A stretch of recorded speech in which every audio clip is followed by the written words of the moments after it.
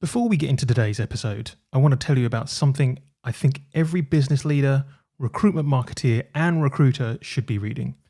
In a world where everyone's competing for attention, the brands that win aren't the loudest. They're the ones that own the conversation in their market. That's the idea behind my free ebook, Own the Conversation. It explores how to build authority, earn trust, and become the name people think of first when they're thinking of buying your services. You can download your free copy today at thinkincircles.com. What great ideas are so close within your grasp? Seeing other points of view, anticipating change, considering multiple possible turnouts, acknowledging uncertainty, searching for compromise. We're going to talk about how to get over those limiters of innovation so that you can extract better thinking from yourself and your team. So let's talk about how to win the future.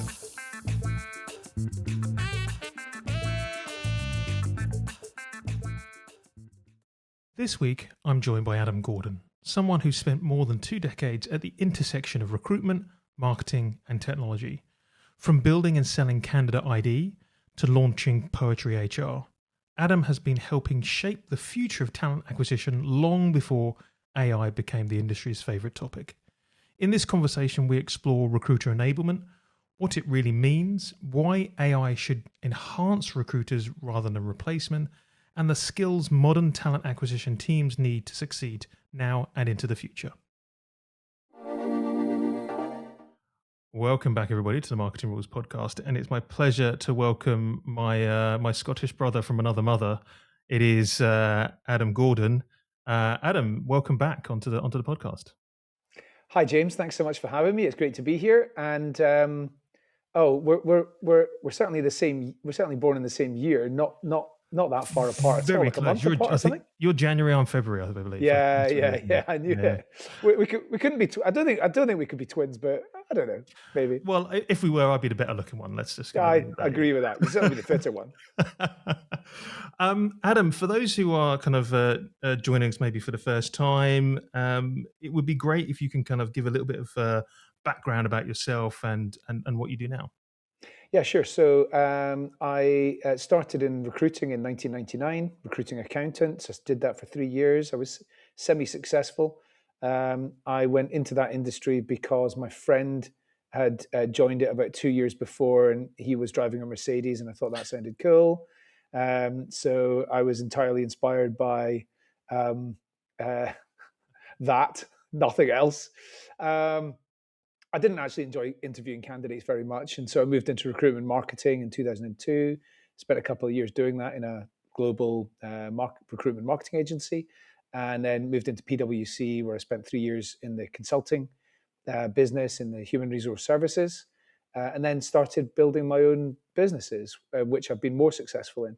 So the first was social media search, built that, sold that to a London listed executive search firm called Norman Broadbent PLC. That company was social media search. And then my first tech business was in 2016. We started that, and it was called Candidate ID. It was Marketo for talent acquisition. It was marketing automation technology for TA. We sold that to iCIMS in 2022. And then I started Poetry in 2023. Poetry started as HighSpot for talent acquisition. So it was heavily inspired by sales enablement technology, but it's probably closer to Harvey, the legal AI technology now. I can talk a bit about that later, maybe. No. Let's dive into that, right? Because obviously, again, being completely upfront, I'm an investor it was an investor in Candidate ID and in Poetry, right? And it's great to see how these businesses evolve over time. Right, where they start, what the need is at a few years ago to what the need is now. Yeah. So, I mean, talk me around that kind of journey. As you're building the product, you're building the business, you're bringing on clients. How do you manage all that and keep that going? Because I see this a lot with a lot of kind of recruitment technologies and TA technologies. Is they obviously start here, and they either get dragged around by what their clients want, or there's a bit more. Hopefully there's a bit more kind of future planning, and they go where the potentially the industry is going, Yes. So How do you kind of like weigh all this up and balance all of this? With a lot of discipline. So I became interested in the whole concept of recruiter enablement in early 2023.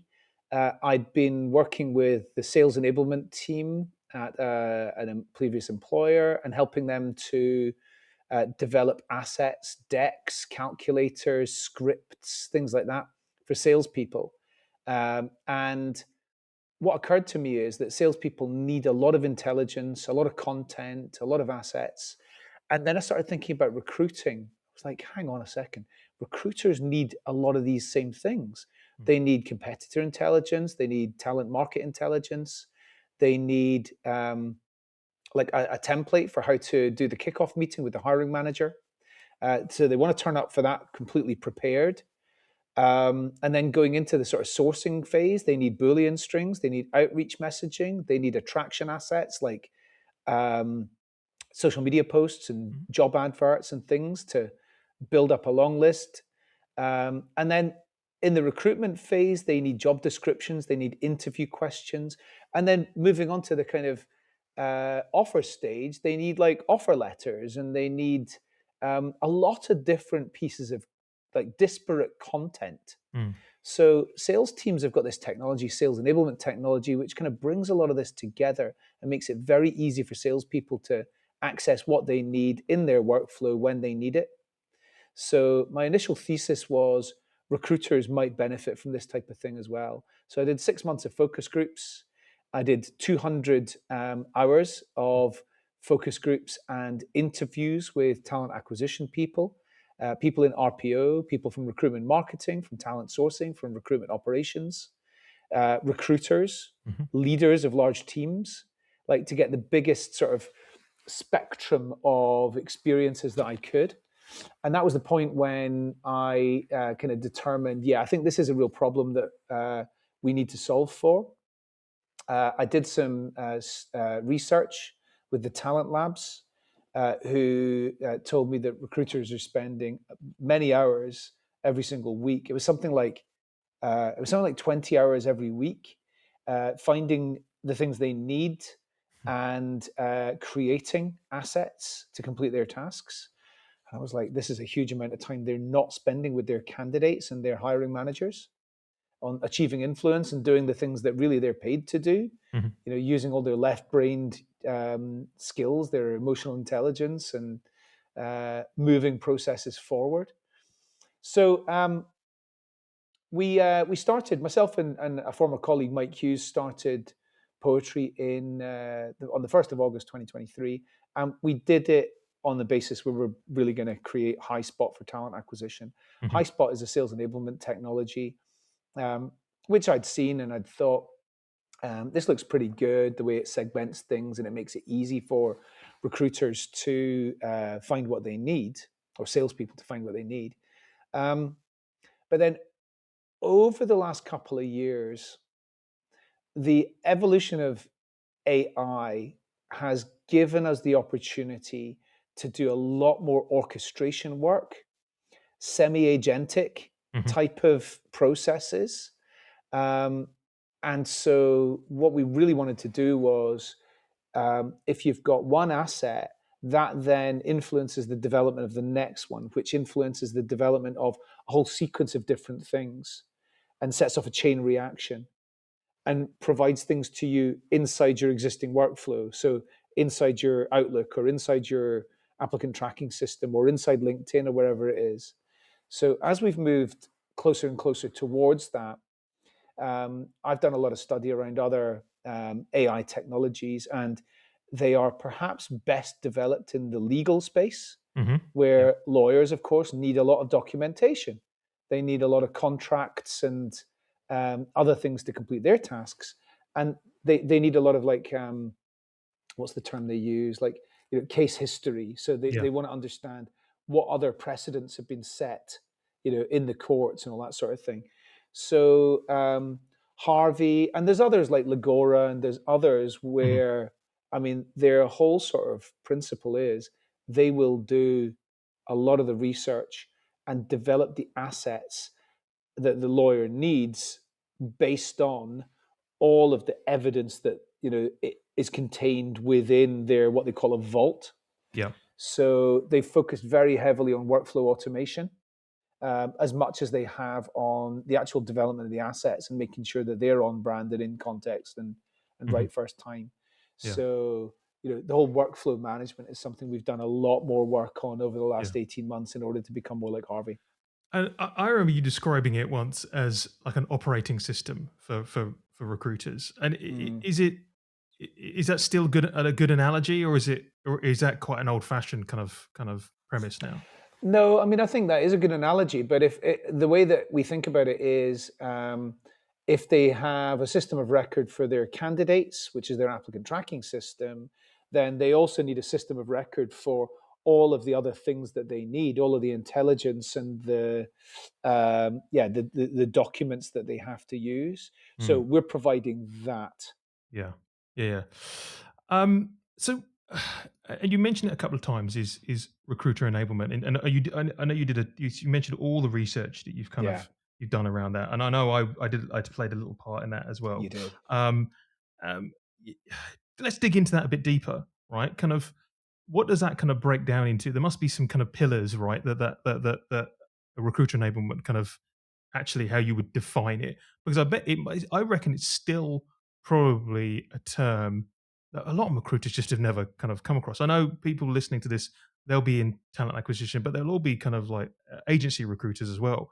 And yeah, enablement is probably just something they probably have never come across. So talk Mm. us through the kind of like the philosophy and the pillars around that and what it actually kind of means in kind of practicality. Yeah. So Um, I mean, my all of my research and experience has been in the talent acquisition space, Yeah. over the last 10 years, more so than the agency space. And when I first started on this journey, there was around about 100 people globally in talent acquisition and RPO teams with an enablement job title, and today there's about 500. So it's still not mainstream, but it has grown by 500% over the Mhm. last 2.5 years. Um, as companies, especially in technology and healthcare and industries like that, they've learned that the more they can apply engineering principles into not just the engineering team, but into finance and into marketing and into HR. Enablement is something that has really come out of engineering. So sales enablement and finance enablement and these types of things um, have all been they all developed a little bit earlier than HR enablement or recruitment enablement. Mm. But the purpose is to continuously evaluate how can recruiters be more productive and successful. And a lot of that is to do with training. And we don't really do a lot in that area. We're not in the learning area particularly. But a lot of it is also giving people what they need with the least amount of clicks. Right? So I can break that down into two. The one area I don't really cover is the candidate profiles area. Yeah. There's plenty of applicant tracking systems and CRMs, and nearly all recruitment technologies are focused on candidate profiles in some way. But for me, I'm a big fan of the blue ocean strategy concept of let's look for, where can we add value that nobody else is doing, and where can Mhm. we create uncontested market space. And this whole concept of like recruiters are spending a huge amount of time doing things that nobody is really providing technical solutions towards to automating that, whether that's the development of um, recruitment marketing assets like uh, job adverts and social media posts, or whether it's to do with more through the interview process, like process documents and interview questions. There was lots of companies doing bits of that, Mhm. but there's been a real move away from um, companies wanting to have lots of different point solutions to enable individual workflows. Mm. So I really wanted to focus on providing many solutions within the one kind of workspace area.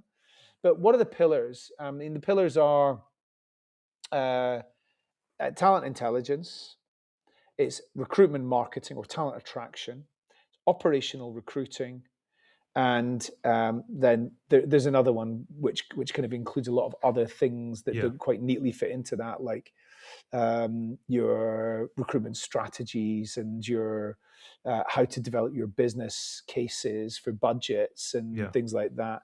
So there's a lot of other things like that as well. Yeah. MALT. The concept was the acronym and the framework that we developed to begin with was MALT: marketing, operations, learning, and tools. Right. Although we've kind of moved a bit away from that over the last year, as we've learned it's actually much more nuanced than that. Yeah. If you run a small recruitment agency, you don't have time to manually sift hundreds of CVs. Smart Sifty does it for you. It screens, shortlists, and ranks candidates instantly, fairly, and consistently, so you can focus on actually placing people, not drowning in admin. Less bias, less time wasted, more placements. If you're serious about running a smarter, more efficient agency, go to smartsifty.com and book a demo today. Yeah. And it's interesting you kind of took this influence from engineering. Is that, and I guess the question that came up when you mentioned it was like, was there any kind of pushback on that from the users, from a user perspective? Do they understand how that kind of process works and how engineering kind of would lay out a process like that? And I'm also going to pick up on the kind of on how AI might kind of influence that as well, and if recruiters are happy to be influenced and to be, their thoughts on the kind of AI kind of process possibly taking over parts of their jobs and things like that. So let's deal with the kind of the engineering bit, because that's I think that's really interesting, kind of putting those kind of like those that kind of systems on and using them for recruitment. Was there much pushback from recruiters? Then did they get it? Did they understand it? Yeah. So there's different messaging for different groups of people, right? So I don't really talk very much to anybody about the fact that a lot of what we're doing is influenced by engineering and its engineering principles. I equate it a lot more to sales enablement, because that comparison is easier to understand. A lot of recruiters, in-house included, started in recruitment agency world, where we all know your job has got sales targets and it's a sales job, right? So a lot of people find that analogy a lot easier to comprehend than like what's the engineering aspect to this. So we've got different messages for different kind of groups of people. For maybe venture capitalists or industry analysts, I might make the comparison with engineering. But like sales enablement and finance enablement, they've all been influenced from engineering. It all started with engineering, right? So, and then we come on to recruiter enablement. In terms of AI, it's been an interesting double-edged sword for us in a lot of ways.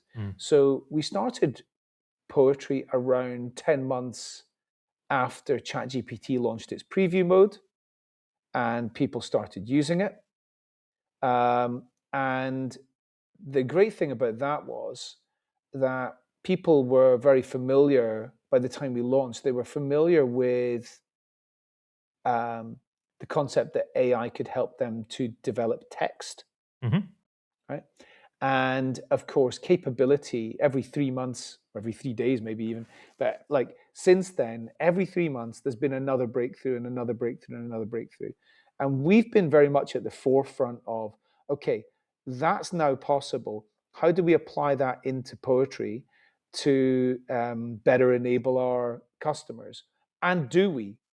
So there's been certain things we've gone, we don't need a music generator, right?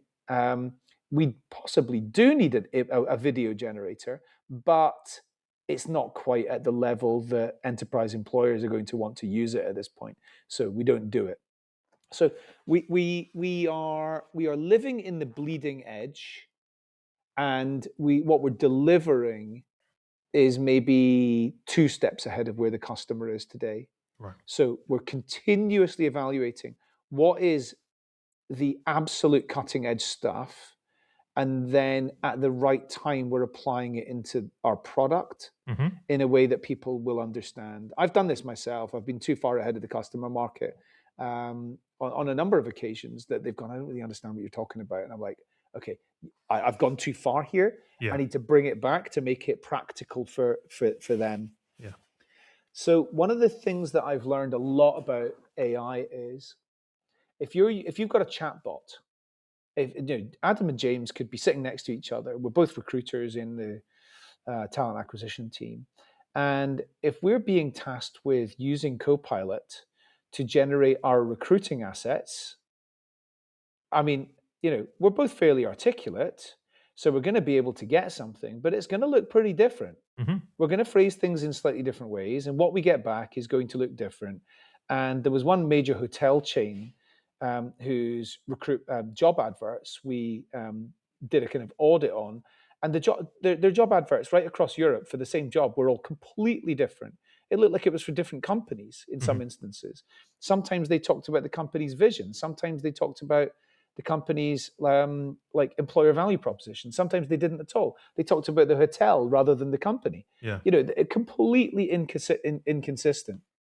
So what I think talent acquisition teams really want is the ability to create a lot more consistency in the way they go to market and the way that they deliver candidate experience. So we've eliminated the concept of typing in a command, a prompt, and everything's done in the background. All of the prompt engineering is all done in the background, and it's just click a couple of buttons and you get everything you need. So that Yeah. cuts down on time. It means everything's consistent. It means that you don't need to be, an expert wordsmith to be able to get what you want. And so we did think that the productivity benefits of saving 2 hours a day, which is what we learned quite quickly, recruiters were able to achieve with poetry. We did think that was going to be the main thing people were buying, but it hasn't been. The main thing people have been buying is the ability to take advantage of AI on the basis that everything has got high governance standards. Everything's right first time. It's compliant. It's ready to use, and it's consistent. Yeah.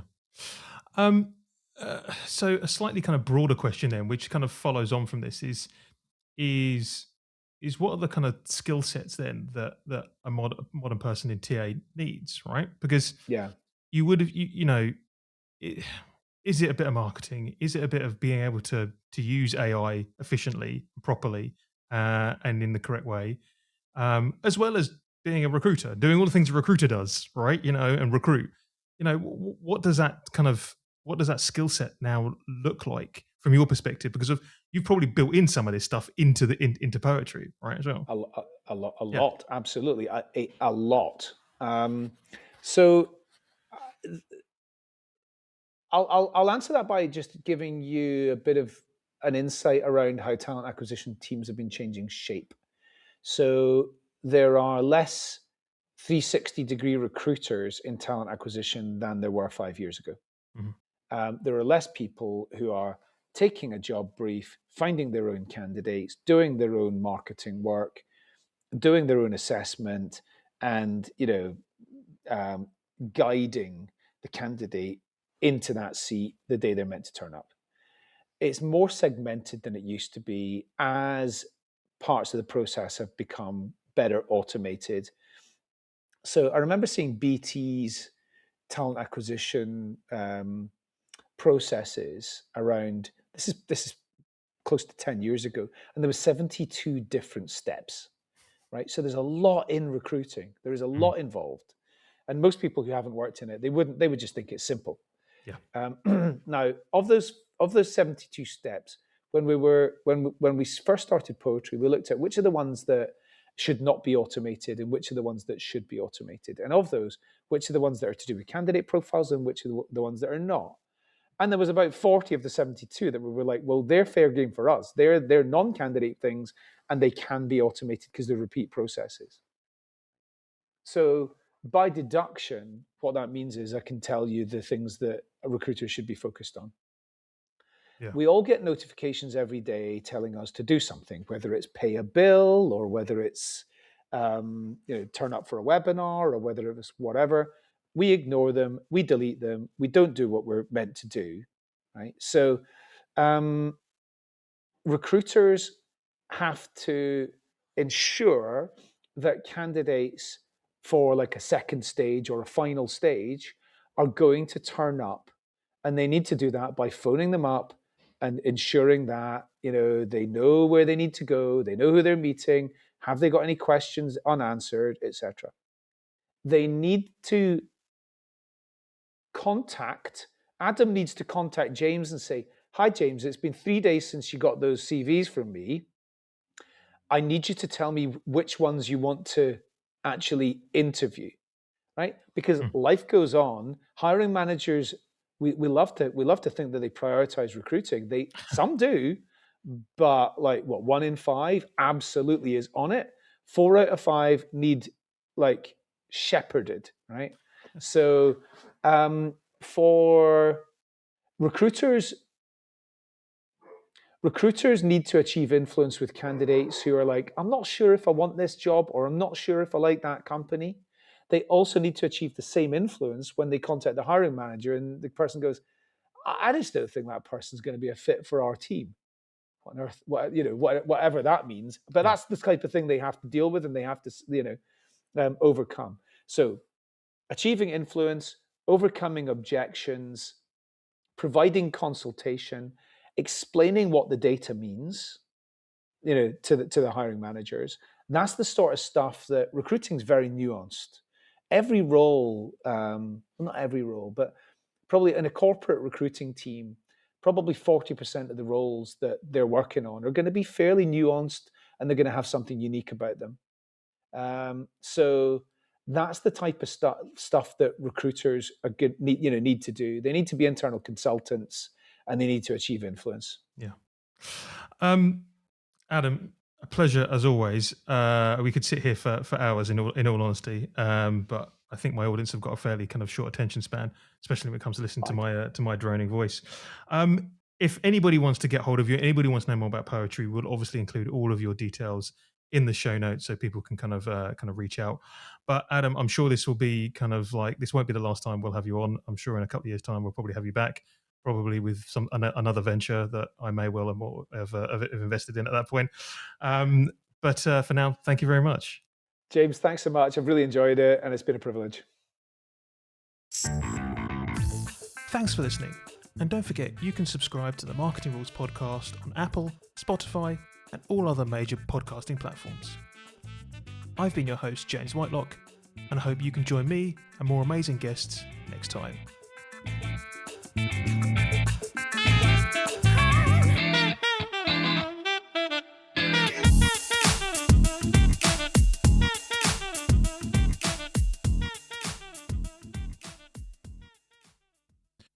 The Marketing Rules podcast is a Think in Circles production.